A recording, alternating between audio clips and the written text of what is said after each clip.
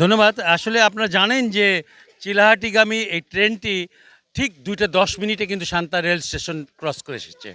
তারপর থেকে ৫ মিনিটের মধ্যে এই জায়গায় আসার পর এই জায়গাটায় এটার গতি থাকা উচিত ছিল 20 কিলোমিটার/আওয়ার। কিন্তু ঘটনা হয়েছে যে এখানে ৮০ কিলোমিটার বেগে যখন চালাচ্ছিল তখনই কিন্তু এই দুর্ঘটনা ঘটে। কারণ এই জায়গাটায় আপনার রেল লাইনটাকে মেরামত করা হচ্ছিল এবং দীর্ঘদিন থেকে আমরা যেটা জানি যে এখানে রেল লাইন মেরামত করা হচ্ছে এবং রেল লাইন মেরামত করার জন্য এখানে কিন্তু বলা আছে যে এখানে কোনো অবস্থাতেই 20 কিলোমিটারের উপরে যাওয়া যাবে না।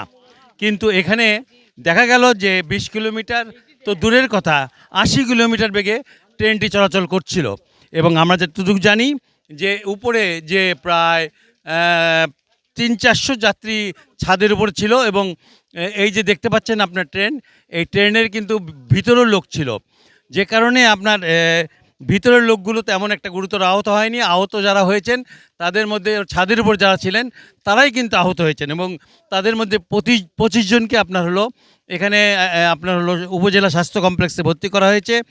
এর মধ্যে কিছু গুরুতর আহত কিছু লোক আছে। দুর্ঘটনার কারণটা হচ্ছে ড্রাইভার সাহেব লাল ফ্ল্যাগকে ফলো করে নাই। এটাই দুর্ঘটনার সবচেয়ে বড় কারণ হয়ে দাঁড়াইছে। দেখেন এখানে মিস্ত্রি সকাল থেকে যে ট্রেনগুলো আসছে সেগুলো আসে দাঁড়াইছে, আস্তে করে পার হয়েছে, লাইন ঠিক করেছে, কিন্তু এই ড্রাইভার সেটা করে নাই। আমরা গার্ড সাহেবকে প্রশ্ন করেছি, করছে আমার কাছে কোনো মেসেজ আসেনি কন্ট্রোল রুম থেকে যে আমি এখানে ইয়া করবো। আমি পুরাটাই দোষ দিব রেলওয়ের এলএম সাহেবকে, মানে ট্রেন ট্রেন চালককে। এখানে রেলওয়ে স্টাফের কোনো দোষ নাই। আমরা সকাল 6টা থেকে এখানে রেলওয়ে স্টাফের সাথে আমি নিজেও কাজ করেছি। তো কাজ করার পরে ঢাকা থেকে, মানে চিলাটি থেকে ছেড়ে আসা ঢাকাগামী চিলাটি এক্সপ্রেস ট্রেনটি আমাদের সিগন্যাল মানে নাই। ট্যাক্সিতে বলা হয়েছে ট্রেনে 10 কিলোমিটার গতিতে এখানে আসার। প্রত্যেকটা ট্রেন এখানে স্লো করছে, এখানে দাঁড়াইছে, তারপর ট্রেনটা ছেড়ে গেছে। এরপরে প্রত্যেকটা ট্রেন ছেড়ে গেছে এভাবে। কিন্তু ঘটনাস্থল থেকে যখন রেলটা কাটিং করে আমরা রেলটা কেবল বসায় ফিস প্লেট লাগাইছে, এখন ওই প্যান্ডেল ক্লিপে, যেখানে প্যান্ডেল ক্লিপ বলা হয়, প্যান্ডেল ক্লিপটা লাগানো হয়নি। এই সময় ট্রেনটা চলে আসছে।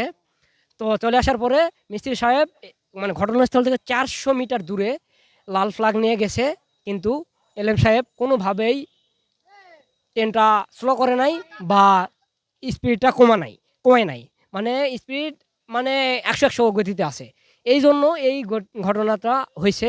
আর আল্লাহর অশেষ রহমতে সকালেই ঘটনা ঘটতো, কিন্তু আমাদের অ্যালার্ট থাকার কারণে হয় নাই। কিন্তু এলএম সাহেব যদি ট্রেনটা যদি স্লো করতো, যদি সিগন্যাল মানতো, তাহলে এই ঘটনাটা হতো না। আহত 100 প্লাস এবং নিহত 2-3 জন হয়েছে। আর আমাদের স্টাফ একজন হয়েছে, হাসপাতালে হয়েছে।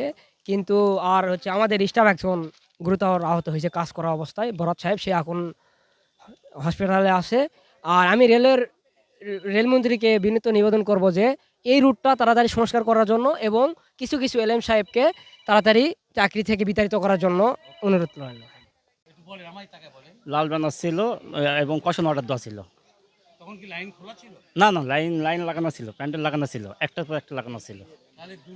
দুর্ঘটনা যে পুরোপুরি আমরা লাইনটা এখানে যখন আমরা সেট দিই, বুঝছেন, কষণ অর্ডার দেয় এবং দুই পাশে লাল ছিল, ব্যানার ফ্ল্যাগ ছিল, না আসে। সকাল থেকে গাড়ি স্লো হয়ে যাচ্ছে, প্রত্যেকটা গাড়ি স্লো গেছে। আমরা ধীরে ধীরে পার করে দিয়েছি এই গাড়িটাই, মানে কারণ যে মাস্টার তো কষণ অর্ডার ছিল। হ্যাঁ হ্যাঁ দিছে দিছে। মানে তা তো 100-র মতো স্পিড, 90-95, এই তো 95 এরকম তো স্পিড আছে। এটা কি আপনার আজকে দিনের মধ্যে শেষ করতে পারবেন, রাতের মধ্যে? দেখা যাক, আশা করি। অনেক লোক এসেছে, আমাদের জনবল এসেছে।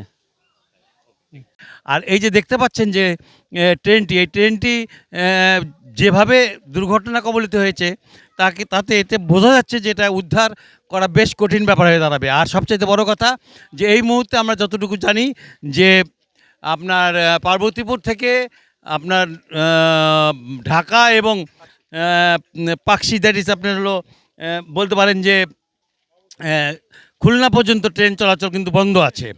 আর সবচেয়ে বড় কথা, এই ট্রেন উদ্ধার করার জন্য আপনার হলো যে ট্রেনটি আসছে সেটা হলো ঈশ্বরদী থেকে আসছে এবং এই ট্রেনটি ঈশ্বরদী থেকে আসলেই কিন্তু আপনার যে একেবারে সঙ্গে সঙ্গে ট্রেন উঠবে তা কিন্তু নয়। এই জায়গাটা আপনারা দেখতে পাচ্ছেন যে ট্রেন কত দূরে সরে গেছে, অর্থাৎ এই ট্রেনটি যে কত বড় একটা বড় ধরনের দুর্ঘটনা থেকে বেঁচে গেছে, এটা এখানে না আসলে বোঝা যাবে না।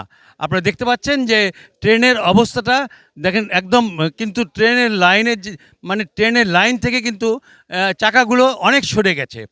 আপনারা দেখতে পাচ্ছেন এত দুর্ঘটনা, এত ভয়ঙ্কর একটি দুর্ঘটনা থেকে রক্ষা পেয়েছে শত শত যাত্রী। এটাই ছিল আমার ছাতিয়ান গ্রাম থেকে সর্বশেষ।